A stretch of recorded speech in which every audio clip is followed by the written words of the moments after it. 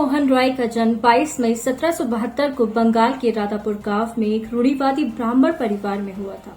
उनके पिता का नाम जमींदार रमाकांत रॉय और माता का नाम तारिणी देवी था। ये परिवार सुबह से रात तक नियम से पूजा पाठ और कर्म कांड करने में बहुत आस्था रखता था। सब काम विधि पूर्वक तारिणी देवी के हुक्म से चलते थे। राम मोहन जैसे ही थोड़े बड़े हुए, उनकी शिक्षा गांव की पाठशाला में शुरू हो गई। वे पढ़ने लिखने में बहुत तेज थे। उनकी स्मरण शक्ति बहुत अच्छी थी।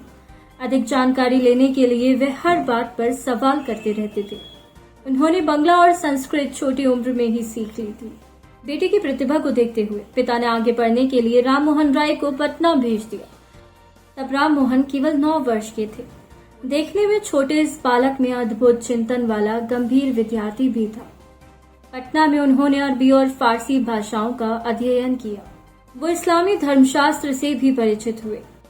जैसे ही थोड़ा बड़े हुए तो प्रचलित मतों और धर्मों का तुलनात्मक अध्ययन करने में डूबे रहे। बेटा पटना से पढ़कर लौटा तो रमाकांत और तारिणी देवी बहुत प्रसन्न हुए। राम मोहन अब ऊंचे कद के आकर्षक व्यक्तित्व वाले नवयुवक हो गए थे। उनका स्वभाव बहुत गर्म और शांत था। वे अपने शांत स्वभाव से माता पिता को स्नेह सम्मान देते थे। लेकिन राम मोहन अब पुरानी परंपराओं को आंख मूंद कर मानने के लिए तैयार नहीं थे। ये जानकर माता को जल्द ही पता चल गया कि उनका बेटा बदल गया है और सुलझे हुए नए विचारों की ताजी हवा उनके मन में प्रवेश कर चुकी है। उन्होंने कहा कि अगर एक बच्चा कोई तर्कपूर्ण बात करता है तो उसे मान लेना चाहिए।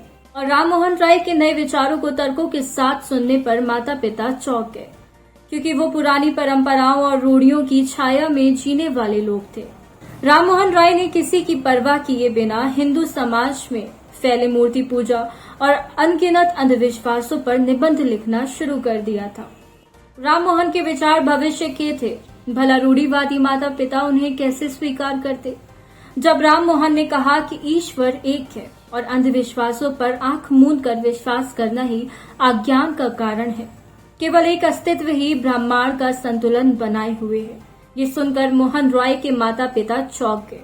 इस विचारधारा को उनके खुद के माता पिता ने स्वीकार करने से इनकार कर दिया। तब उनके लिए और उनके नए विचारों के लिए हवेली में कोई स्थान न रहा और उन्होंने घर छोड़ दिया। इस समय वो केवल 16 वर्ष के थे। घर से निकलकर हिमालय की यात्रा करते हुए वह तिब्बत जा पहुंचे। बौद्ध धर्म का देश तिब्बत। उन्होंने वहां पाया कि बौद्ध लामा भी पूर्ण विचारों को ही मानते हैं। उन्हें आश्चर्य था, सोचते थे कि आखिर मेरे विचारों में ऐसा क्या खोट है जो लोग सुनते ही भड़क जाते हैं। हालांकि राम मोहन राय अपने सुलझे विचारों को विनम्रता पूर्वक कहते थे कि किसी एक अस्तित्व को स्वीकार करने की प्रवृत्ति प्राकृतिक रूप से हर इंसान में होती है। पूजा या भक्ति का कोई विशेष रूप या आदत, शिक्षा आदमी पर ऊपर से थोप दी जाती है। ऐसे ही विवाद में उपस्थित कुछ लोगों ने राम मोहन को बौद्ध धर्म का शत्रु समझ लिया। उनकी जान पर आ बनी। लेकिन जब कुछ स्त्रियों ने सहायता की तो वो मुश्किल से बचे। राम मोहन को तिब्बत में बहुत कटु अनुभव हुआ। तिब्बत से लौटकर वे बनारस पहुंचे। उनका परिवार साथ ही था। वहां रहकर उन्होंने हिंदू धर्मशास्त्रों का गहन अध्ययन किया। बाद में उन्होंने ईस्ट इंडिया कंपनी में नौकरी कर ली और वहां काम करते हुए उन्होंने अंग्रेजी भाषा सीख ली। इसी बीच उनके परिवार में एक दुर्घटना घटी। सन 1811 में राम मोहन के बड़े भाई जगमोहन रॉय की मृत्यु हो गई। उनकी भाभी को पति के शव के साथ सती होना था। ये राम मोहन रॉय के लिए असहाय था, क्योंकि इन दिनों हिंदू विधवाओं के साथ ऐसा ही अमानवीय और भयानक क्रूरता से भरा व्यवहार सामाजिक प्रचलन में के अनुसार होता था। राम मोहन रॉय ने सभी को बताया कि ये पुरानी सड़ी गली मान्यता है, ये सब मैं नहीं होने दूंगा। उन्होंने अपनी भाभी को भी समझाया और उन्हें सती होने से रोकने का प्रयास किया। लेकिन वो बेचारी क्या करती, वो तो समाज के हाथों विवश थी। घर में किसी ने राम मोहन रॉय की बात नहीं सुनी। उनकी भाभी को चिता से बांध दिया गया। वो चीख चीख कर आग की लपटों से झुलसते शरीर का दर्द बताती रही, पर किसी ने नहीं सुना और वो सती हो गए। हिंदू समाज एक बहुत बड़े अंधेरे में घिरा हुआ था। सती प्रथा, बाल विवाह, अशिक्षा तथा अन्य सामाजिक कुरीतियों ने पूरे समाज को बुरी तरह से जकड़ रखा था। राम मोहन रॉय की मां के विचार तो और भी पुराने थे। उन्होंने घोषणा कर दी, इसके लिए मेरे घर में कोई स्थान नहीं। विवाद न बढ़े इसलिए राम मोहन ने घर त्याग दिया। वे शमशान के निकट घर बनाकर रहने लगे। उधर ईस्ट इंडिया कंपनी के प्रतिनिधि के रूप में वे भूटान गए। 1814 में राम मोहन रॉय कलकत्ता आकर बस गए। उन्होंने ईस्ट इंडिया कंपनी की नौकरी को छोड़ दिया। अब उन्हें समाज सुधार के कामों के लिए अधिक समय मिलने लगा। उन्होंने अपने लेखों में लिखा, शास्त्रों और तर्क द्वारा निर्धारित रास्तों पर हमें चलना चाहिए। सत्य की स्थापना के लिए शास्त्र, तर्क और ईश्वर की दया तीनों ही आवश्यक है। तर्कों को हमारे नैतिकता के विवेक और ज्ञान का प्रकाश चाहिए। इसके बाद हम सर्वशक्तिमान ईश्वर की दया पर निर्भर कर सकते हैं।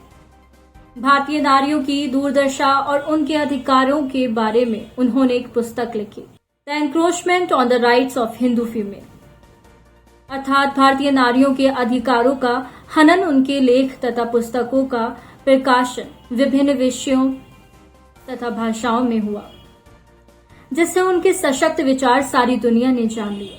वहीं राम मोहन रॉय के आधुनिक और प्रगतिशील विचारों का विरोध हो रहा था, तो उनके प्रशंसकों की संख्या भी बढ़ रही थी।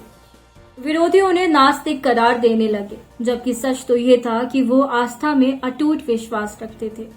वे इतना अध्ययन मनन कर चुके थे कि विरोधियों को हार मानकर सर झुकाना पड़ा था। राम मोहन रॉय सती प्रथा बंद करने का संकल्प कर चुके थे। 18 वर्षों के निरंतर संघर्ष के बाद उनके प्रयास सफल हुए। गवर्नर जनरल विलियम बेंटिक ने राम मोहन रॉय की बात को स्वीकार किया और 4 दिसंबर 1829 को सती प्रथा को कानूनी तौर पर से बंद करने का आदेश जारी कर दिया। सती प्रथा विरोधी घोषणा से समाज में कैसे भूचाल ही आ गया। कट्टरपंथी और अंधविश्वासी लोगों की जैसे कोई कमी तो थी ही नहीं। उन्होंने सती प्रथा विरोधी आदेश को हटाने के लिए धर्म सभा नामक संस्था बनाई। उन्होंने मिस्टर बैटी नामक वकील को प्रिवी काउंसिल के सामने सती प्रथा विरोधी आदेश को रद्द करने के लिए पैरवी करने के लिए इंग्लैंड भेजा।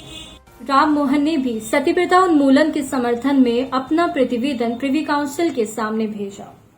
उन्होंने बहुत ही तर्कपूर्ण ढंग से हिंदू धर्मशास्त्रों के हवाले से इस प्रथा को गलत प्रमाणित किया। प्रिवी काउंसिल ने दोनों प्रतिवेदन पर विचार करने के बाद धर्म सभा की अपील रद्द कर दी। राम मोहन रॉय के सामाजिक संघर्ष में ये उनकी एक बहुत बड़ी विजय थी।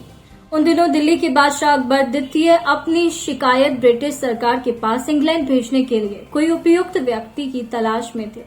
उन्हें शिकायत थी कि कंपनी सरकार से मिलने वाला भत्ता काफी नहीं है। बादशाह ने राम मोहन रॉय को अपना दूत बनाकर इंग्लैंड भेजना उचित समझा। उन्हें राजा का पद दिया और उसी दिन से वे राजा राम मोहन रॉय हो गए।